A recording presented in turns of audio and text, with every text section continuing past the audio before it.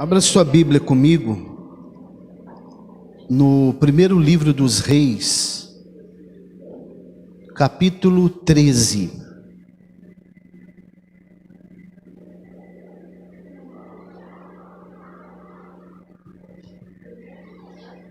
Primeiro Reis, capítulo 13. Vamos ler o versículo 2.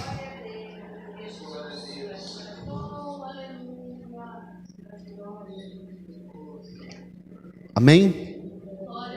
Depois nós vamos ver mais um texto que está no segundo livro dos Reis, no capítulo 22. Primeiro Reis, capítulo 13, versículo 2, diz assim: a santa, bendita e eterna palavra de Deus. E ele gritou contra o altar na palavra do Senhor e disse: altar, altar, assim diz o Senhor, eis que uma criança nascerá à casa de Davi, de nome Josias, e sobre ti ele oferecerá o sacerdote dos lugares altos, que queimam incenso sobre ti, e os ossos dos homens serão queimados sobre ti. Capítulo 22 do segundo livro dos Reis. É o cumprimento da profecia do capítulo 13. Isso. Mais de 300 anos depois dessa profecia do capítulo 13, no capítulo 22 vai se cumprir, versículos do 1 e 2. Glória a Deus. Amém? Diz assim: Josias tinha 8 anos quando começou a reinar, e reinou 31 anos em Jerusalém.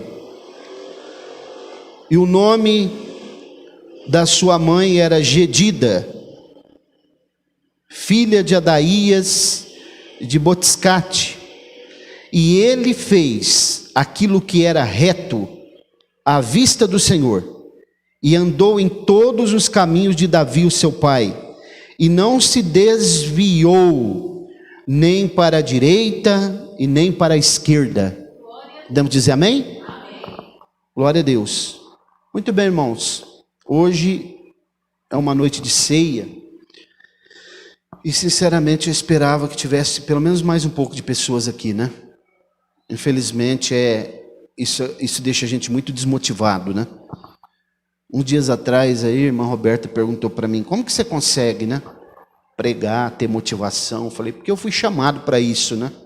Eu fui vocacionado para isso. Se não, irmãos, se você não for chamado, vocacionado, você vai fazer outras coisas, né? Mas, irmãos, essa semana eu estava refletindo algumas coisas, e eu comecei a ler um pouco sobre tâmaras. Vocês sabem o que são tâmaras? É uma fruta. Tâmara é uma fruta, por sinal, não é muito barato, né? Mas tudo aquilo que é bom tem um certo preço a ser pago, né? Então eu fiquei lendo, aí eu li esse texto aqui, prestando atenção no capítulo 13 do primeiro livro dos Reis, e depois li o capítulo 22, mais de 300 anos após essa profecia do capítulo 13 de 1 Reis. Olha como que a palavra de Deus se cumpriu na vida desse menino chamado Josias. Ele ascendeu ao trono de Israel, né, com a idade de 8 anos, e é claro que tinha que ter um tutor para orientá-lo, né, com essa idade.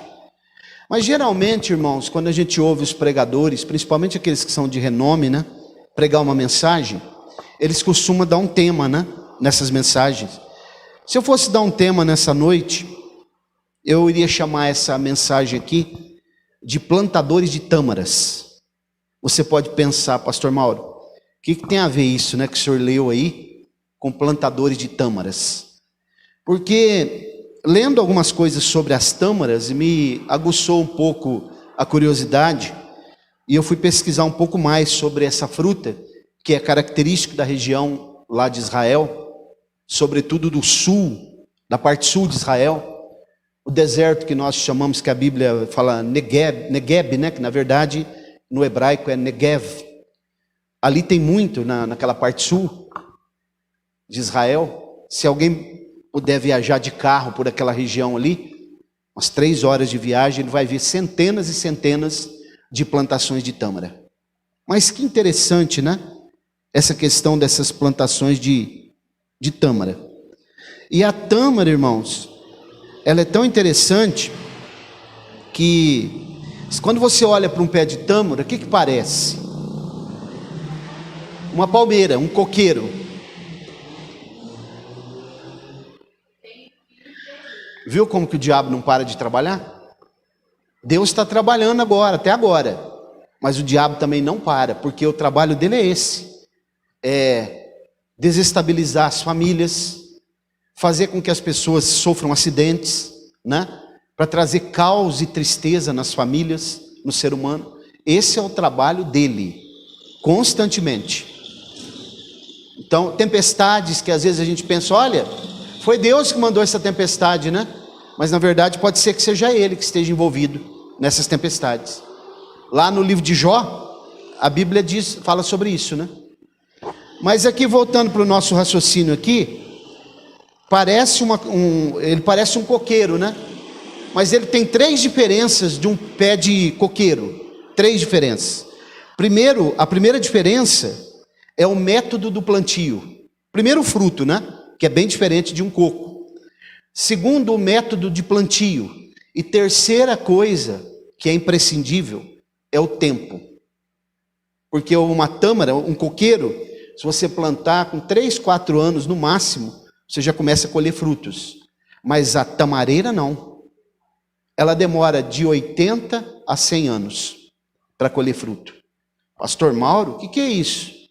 Então logo nós podemos presumir que uma pessoa que planta um pé de tâmara, ela não vai colher o fruto. Então para que plantar? É aí que começa a entrar o assunto que eu quero falar aqui com os irmãos. Quem planta um pé de tâmara, talvez, os netos vão colher. Os filhos não colhem também. Mas provavelmente o bisneto. De 80 a 100 anos, irmã Liane. Para começar a colher frutos da tamareira. E é muito interessante quando a gente começa a observar sobre isso, porque a tâmara também, você sabia que a tâmara tem gênero? Tem o macho e a fêmea. E só há uma maneira que possa acontecer de nascer fruto.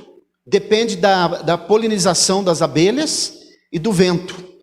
Quando ele leva o pólen do masculino até a planta ali feminina, é que acontece a polinização. Que interessante, né? O que tem a ver isso conosco? O que tem a ver isso? O que eu quero falar a respeito das tamareiras, trazendo ela como uma metáfora com os irmãos nessa noite, é exatamente sobre algo que eu já venho falando aqui algumas vezes, já dei algumas pinceladas aqui sobre legado. Legado. Porque, irmãos, essa geração que nós estamos vivendo hoje, eu estou falando da igreja agora, e vou falar sobretudo hoje da Igreja Assembleia de Deus, porque é bom a gente falar da nossa casa também, né? Às vezes a gente fica falando da casa dos outros e esquece de falar da nossa casa, porque tem muitos problemas dentro da nossa casa e nós ficamos falando da casa dos outros. Então é bom falar da nossa casa. Então observe, a geração hoje da Assembleia de Deus, vamos imaginar que a Assembleia de Deus seja uma lavoura de tâmaras. Então a geração assembleiana de hoje, ela tem 2 opções. Ou elas destroem completamente, essa geração destrói completamente a plantação, ou então ela continua plantando para gerações vindouras, futuras. Porque, como eu disse aos irmãos, eu acredito piamente que Jesus está muito próximo da sua vinda. Todavia, se ele não vier como nós estamos pensando ainda, e as gerações futuras? E as crianças de hoje, como a Eloá, o João, o Pedro, outras mais pequenas ainda, outros que já estão na adolescência. Irmãos, o que vai acontecer com essa geração da igreja contemporânea? O que vocês acham? Que coisa mais séria, né? Então vamos falar um pouquinho sobre legado. Mais uma vez eu vou lembrar os irmãos o que significa legado. Legado não é herança. Herança é o que nós deixamos para as pessoas. Legado é o que nós deixamos nas pessoas. Você parou para pensar já? Que tipo de legado você tem deixado para sua família? Que tipo de legado você, como pai, como mãe, como avô, tem deixado para as crianças pequenas? Eu sempre tenho batido na tecla lá em casa. Paola, cuidado com o legado que você deixa para essa menina aí, viu? Porque eles são fruto do que eles veem e do que eles ouvem. Então aqui comigo, observe. No capítulo 26 do livro do Gênesis, nós vamos encontrar lá uma passagem bem interessante a respeito de legado. A partir do versículo 15 até o versículo 18, a Bíblia diz que os servos de Abraão, eles cavaram poços. É como plantar tâmaras, que esses poços eles serviram para gerações futuras. Quando chegou no momento que Isaac, Abraão já tinha passado, Jacó já tinha passado, Isaac estava em evidência, os pastores, os servos dos filisteus começaram a entulhar os poços que os servos de Abraão haviam cavado, como plantação de tâmaras. Porque os irmãos sabem que uma das coisas mais valiosas que existem no deserto é a água, né? Porque a escassez de água é muito grande no deserto. Então, vamos ler o versículo 18 do capítulo, vamos ler do 15 ao 18, 26. Gênesis 26, do 15 ao 18.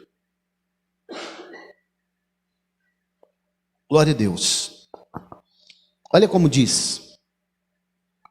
Gênesis capítulo 26, do 15 ao 18.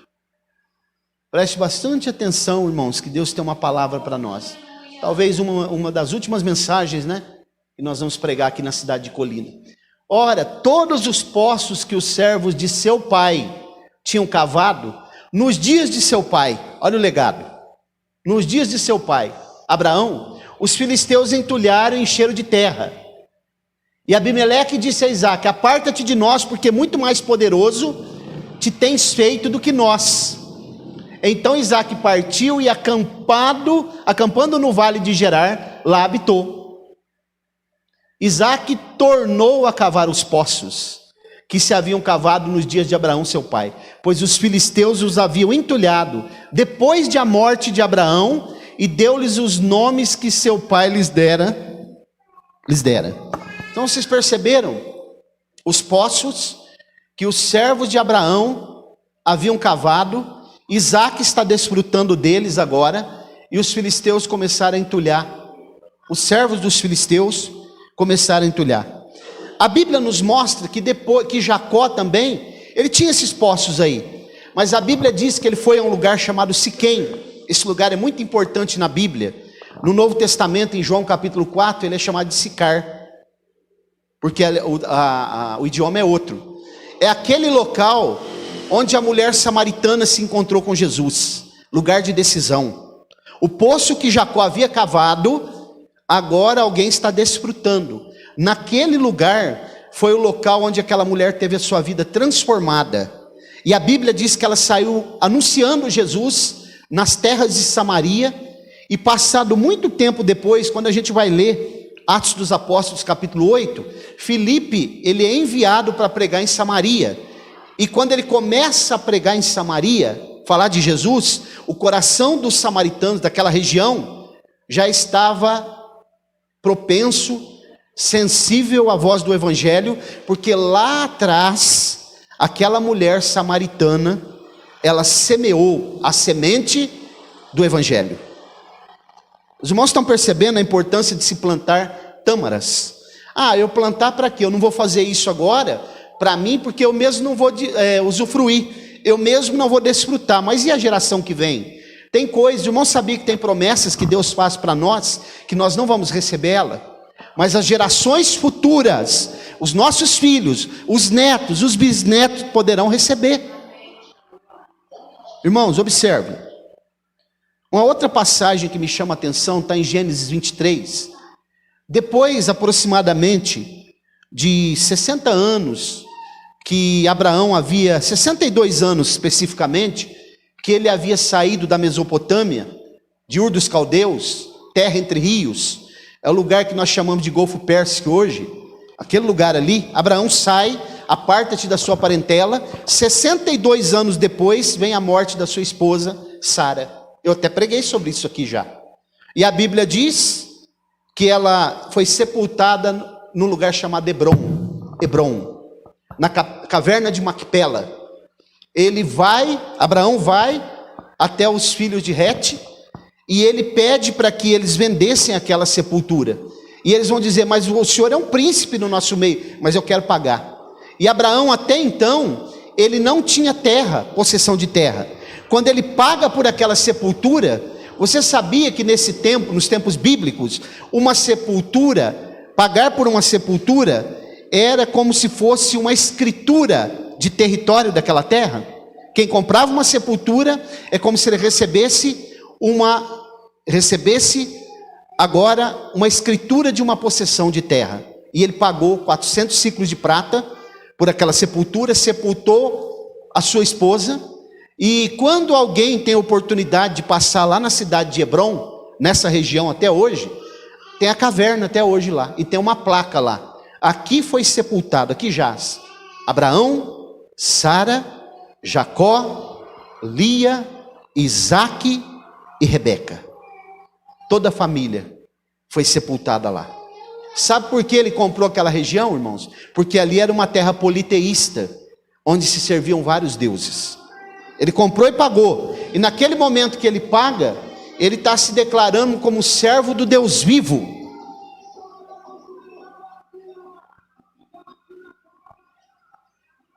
Como servo do Deus vivo, o Deus que fez todas as coisas, o Deus único.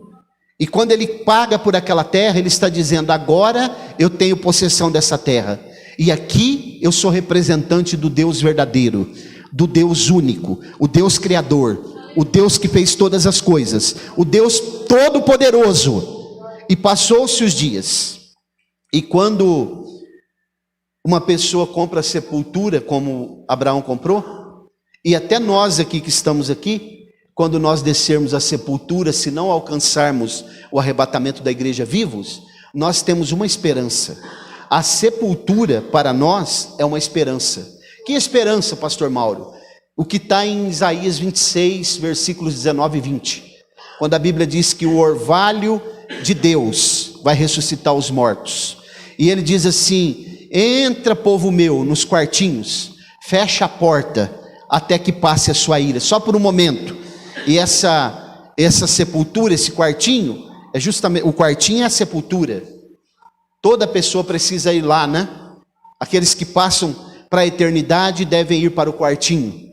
Como eu já disse aos irmãos, alguns têm um quartinho um pouco melhor do que o outro, alguns colocam lá mármore, colocam granito, colocam muitas coisas lá. Mas o certo é que cada um deve ir até aquela sepultura. E a sepultura, irmãos, para nós, as dores que nós passamos, as dificuldades que nós passamos, as tribulações, as enfermidades, como foi falado pelo Danilo, todas as tribulações servem para nós, para quê? O que nós temos tirado, irmãos, dessas lições que nós temos passado no ano de 2021 e ao longo da nossa vida.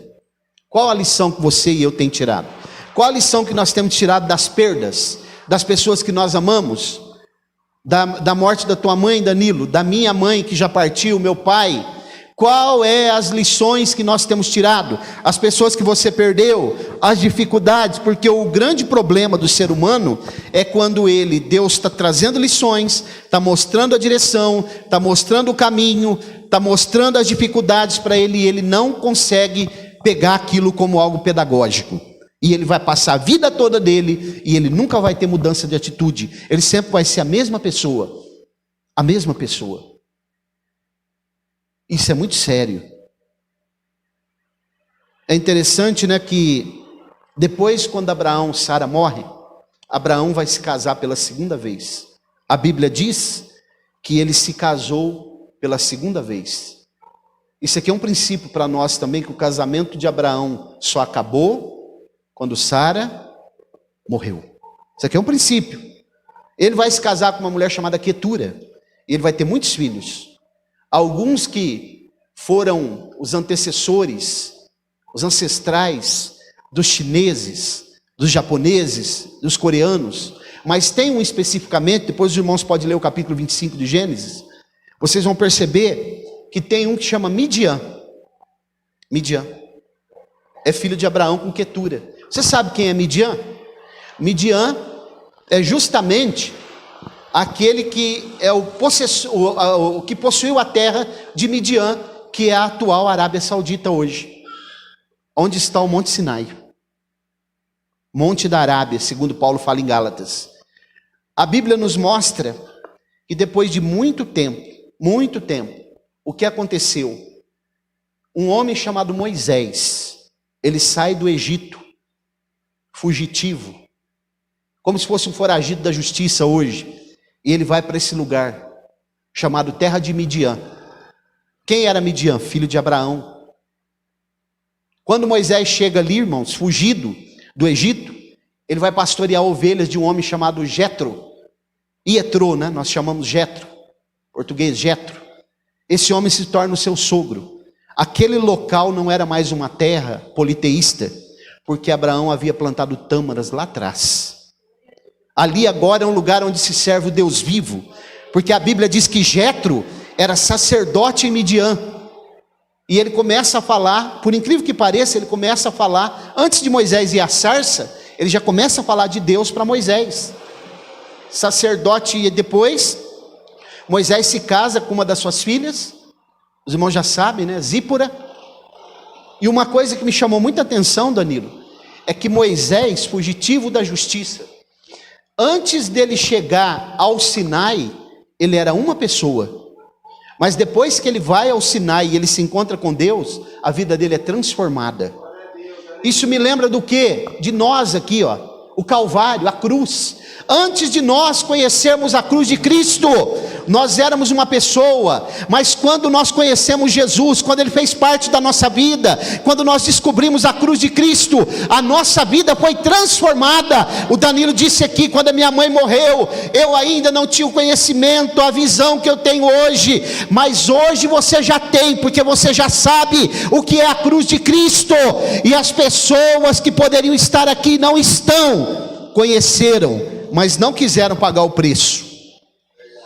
Moisés, irmã Eliane, era uma pessoa antes do Sinai, viu? Depois do Sinai, outra pessoa. Não há nenhuma justificativa para uma pessoa que se encontra com Jesus, encontra o Deus vivo, o Deus de Abraão, de Isaac e Jacó, o Deus de Moisés, o Deus da Bíblia, e continue vivendo a mesma vida que vivia. Não há. A mesma vida mesquinha, mentindo, enganando, fazendo as mesmas coisas de sempre. Não há essa possibilidade, porque a verdade que liberta é a palavra de Deus. Irmãos, entendendo tudo isso, esse pressuposto, os irmãos se lembram que a terra agora não é mais politeísta. A terra agora ela é monoteísta, onde se adora o Deus vivo. Os irmãos se lembram o que aconteceu com Moisés, quando ele mandou os espias? Pois os irmãos lê o capítulo 13 de Números. Os espias, 12 espias vão lá visitar a terra, ver se a terra era boa, se tinha água, se tinha árvores, se tinha fruto, se era habitada, se não era. Quando eles voltaram para trazer o relatório, 10 deles trouxeram um relatório negativo, mas 2 não. Josué e Calebe disseram, tem gigantes lá. Só que nós vamos tomar a terra deles, porque a terra não é deles, a terra é nossa. Você sabia que isso daqui é um grande embate teológico? As pessoas dizem assim, por que o Deus de Abraão, o Deus da Bíblia, o Deus verdadeiro, que eles dizem que é o Deus compassivo, o Deus misericordioso, o Deus gracioso, o Deus que é benevolente, por que ele vai mandar alguém tomar a terra do outro? Só que isso não é verdade. Deus não age na ilegalidade. Quem age na ilegalidade são os homens. Deus não mandou eles tomar a terra de ninguém. Deus mandou eles recuperar a terra que já era deles. Porque até a terra de Hebrom hoje, ela está na possessão da Palestina, dos palestinos.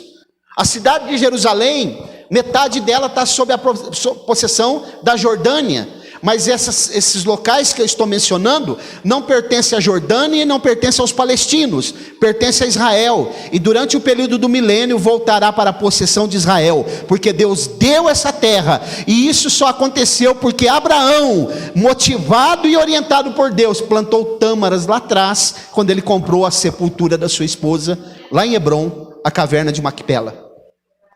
Os irmãos estão percebendo o que é o legado? A terra de Israel está lá até hoje.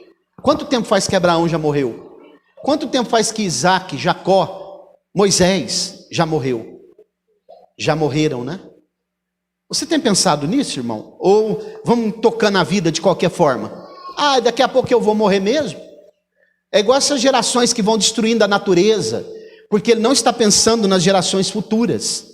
Vamos destruir tudo isso aqui. Tem problema não, pessoas que vão às matas e caçam os animais. O animal está em extinção e ele está caçando, porque ele não está pensando nas gerações futuras. Aquele animal, aquela planta, cada coisa que está ali, faz parte do equilíbrio biológico, da biodiversidade que Deus colocou ali. Se tirar dali, vai dar problema. Legado, né? Irmãos, eu vou dizer uma coisa para nós aqui todos nessa noite. Deus preparou uma terra para nós. Não é aqui, viu? Onde que é, pastor Mauro? Vou comprar um pedaço de terra? Não. E não é no cemitério também, viu? A terra que Deus preparou para nós é numa outra pátria. E nós estamos caminhando para ela. A Canaã celestial. A Nova Jerusalém. Nós temos essa esperança. Mesmo que nós precisar ir para a sepultura, para o quartinho, há uma esperança de ressurreição. Paulo deixa isso claro em 1 Coríntios 15, quando ele diz: se Cristo ressuscitou, nós também haveremos de ressuscitar. Há uma esperança. Glória a Deus. Agora eu quero, caminhando para o fim aqui, dizer uma coisa. Por que nós estamos aqui hoje pregando essa palavra? Por que nós estamos aqui hoje ouvindo essa palavra aqui, cultuando a Deus, fazendo ceia? Por quê? Porque lá atrás alguém plantou tâmaras, alguém semeou, alguém falou de Jesus, alguém trouxe a mensagem do Evangelho e nós estamos aqui. Por que nós estamos aqui? Porque aconteceu, irmãos, uma coisa chamada, passou pelo Antigo Testamento, pelos profetas, passou por Moisés, todos esses que eu mencionei aqui, passou por Jesus e pelos apóstolos, vieram os pais da igreja chamada patrística, vieram os reformadores, todos os outros, e chegou até um dia, lá em 1906, num local, no número 312, na Rua Azusa 312, em Los Angeles. Lá estava um homem, um pregador do evangelho, filho de escravos, chamado pastor William Seymour. Ele estava pregando lá. E Deus derramou um grande avivamento. E lá na Suécia, 2 homens ficaram sabendo desse grande avivamento. Eles eram batistas, cessacionistas, não acreditavam na atualidade dos dons.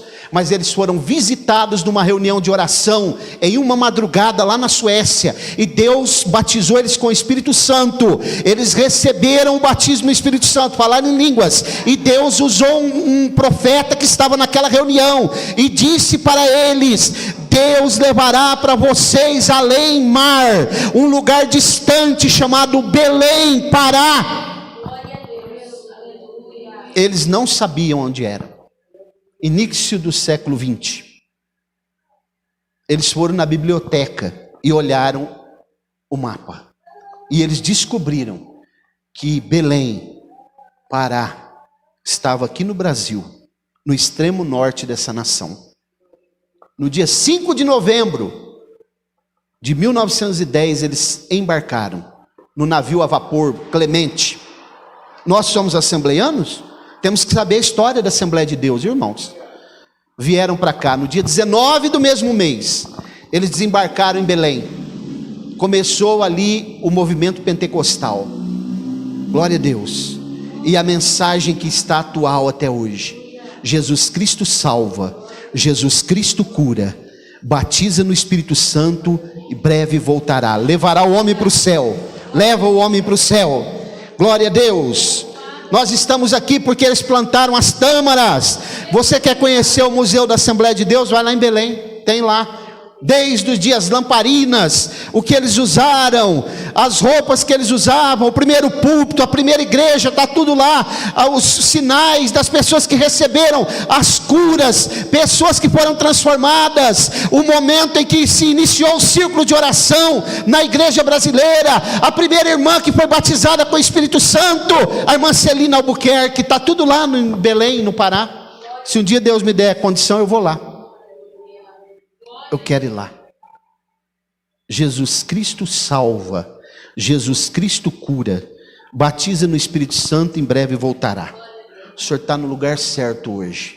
Aqui é o lugar da esperança, da salvação, da transformação de vida. Aqui é onde o Deus vivo fala conosco. Glória a Deus. Toda a honra e toda a glória seja dada ao Senhor. Eu quero concluir, irmãos. Plantadores de tâmaras. Eu quero concluir dizendo o seguinte, mais uma vez perguntando, qual o legado, irmãos, que nós vamos deixar para os filhos e para os netos? Já pensou? Qual o legado? Legado de alguns crentes aí, que vê a gente no mercado e vai embora, faz que não viu? Imagina, os filhos juntos, hein? Vendo isso, vai fazer a mesma coisa, né? Que legado? Qual o legado? Você sabe qual foi o legado que a mãe e a avó de Timóteo deixou para ele? Você sabe? Vamos ler um texto. 2 Timóteo 1,5. Preste atenção nesse texto. Olha o que a avó Lloyd e a mãe Eunice de Timóteo, um grande obreiro do Novo Testamento, discípulo do apóstolo Paulo, deixou para ele de legado. Trazendo à memória. Glória a Deus. Você pode dar um glória? Sabe o que quer trazer a memória? Plantadores de tâmaras. Olha lá. A fé não fingida que há em ti, a qual habitou primeiro a tua avó Lloyd e a tua mãe Eunice. Estou certo de que também habita em ti. Quem habitava? Aonde habitava? Isso é herança? Não, legado. Não é algo que elas deixou para ele, é algo que deixou nele. Primeiro habitou tua avó, depois a tua mãe, eu sei que agora habita em ti. Plantaram tâmaras, ensinaram ele, ensina o menino no caminho que deve andar, e depois quando estiver velho não se desviará dele. Provérbios 22:6. Glória a Deus. Irmãos, muitas pessoas receberam legados negativos, né, dos pais. Quantas pessoas, né? Alguém talvez recebeu legado de ouvir palavrões, legado de grandes e grandes conflitos dentro de casa. Alguém recebeu um legado de aprender a ser avarento, não é? Alguém foi abusado sexualmente, às vezes até de pessoas próximas da família.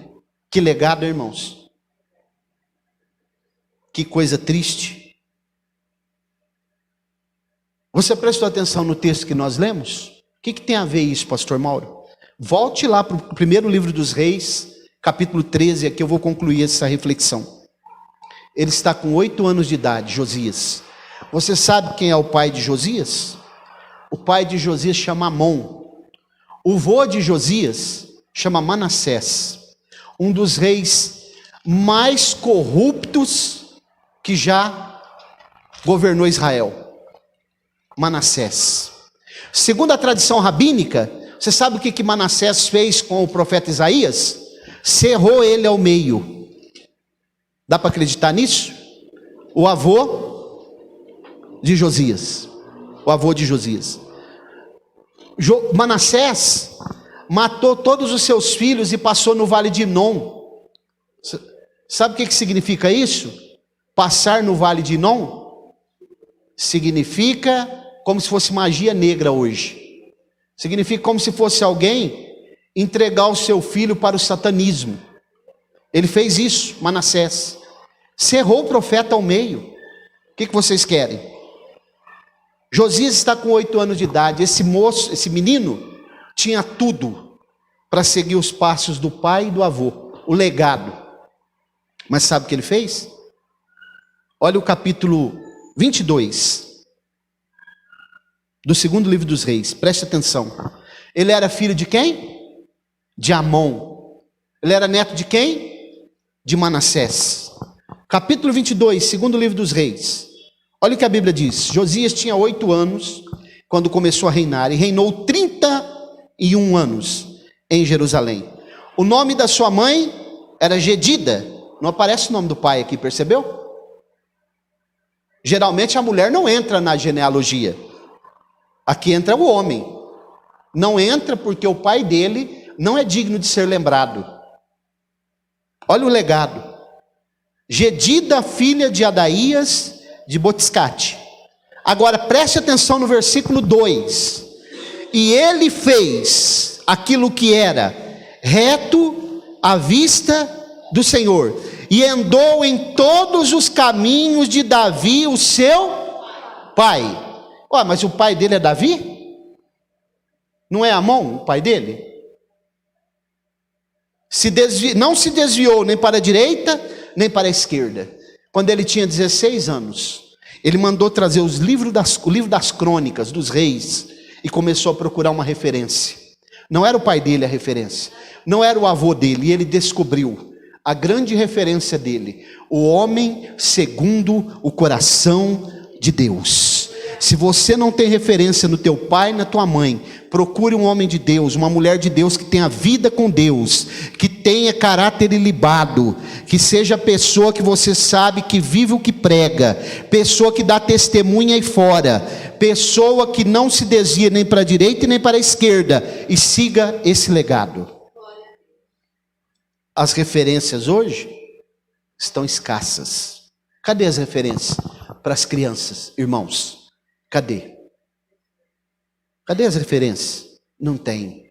Você já sabe quais são as referências hoje, né? Esses ensinadores de YouTube aí, os youtubers, influencers, sabe o que eles estão ensinando? Eles estão saindo da Assembleia de Deus. Sabia, Danilo? Eles estão saindo da Assembleia de Deus, porque eles não suportam a Assembleia de Deus. Eles estão ensinando que pode fazer tatuagem. Eles estão ensinando que não existe mais os dons espirituais, né? Eles nunca frequentam escola dominical e culto de ensino. Eles estão ensinando que pode encher a cara com bebida alcoólica, que não tem problema nenhum. Eles estão ensinando isso nas redes sociais aí, e estão arrebanhando milhares de pessoas. O legado que eles vão deixar é um legado triste. Eu vou dizer uma coisa aqui muito séria, irmãos, muito séria. Homens naturais geram filhos naturais. Homens espirituais geram filhos espirituais. Se o teu pai e a tua mãe nunca foi um bom exemplo, procure um pai na fé, uma mãe na fé, e siga os exemplos deles, viu? Esses cidadãos aí que eu estou dizendo, eles estão pregando aí que os dons acabaram, que não precisa. Não é bem assim não, vamos atualizar a Bíblia. Não é bem assim não, viu? Vamos aceitar todo mundo. Vamos fazer uma teologia inclusiva. Vamos fazer aqui uma teologia progressista. Ok? Teologia da missão integral, teologia da libertação, teísmo aberto, universalismo. É isso que eles estão ensinando. E eu pergunto para vocês, as pessoas que estão bebendo nessas fontes, você acha que isso aí são tâmaras? Isso aí é veneno. Veneno na panela.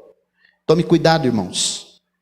Olhe para as gerações, olhe para o teu filho, olhe para os teus netos. Se estiver pensando em ter filho, pense nisso, viu? Se for precisar ser duro com ele, seja duro.